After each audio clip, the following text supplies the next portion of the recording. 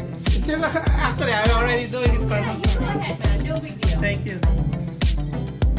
Just want to share it. It's really cool. I think it's so far the coolest thing. Thank you. It is the coolest store. Like you complete with digits and Oh yeah. And this is excuse the mess. We're moving stuff around. We're gonna Yeah. put even more stuff in. So you gotta come back in a couple of weeks. sure. Yeah.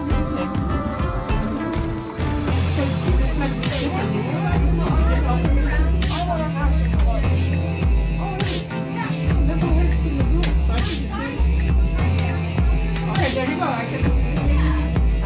Our Facebook group will get no, not really. Just a group, Facebook group. So I just want to share. We've got like honestly, like if you're into vintage stuff, this is like maybe 5% of our stock. We've got a warehouse and it's full, like it's 2,500 square feet full of old toys. So if there's stuff you're looking for, let us know and we can check the warehouse. Oh, okay. Yeah. We also buy sell trade, so if something gets traded in that you're looking for, we can call you and be like, hey dude, it came in. Oh, okay. Yeah, So that, yeah. We have all toys here and comic books.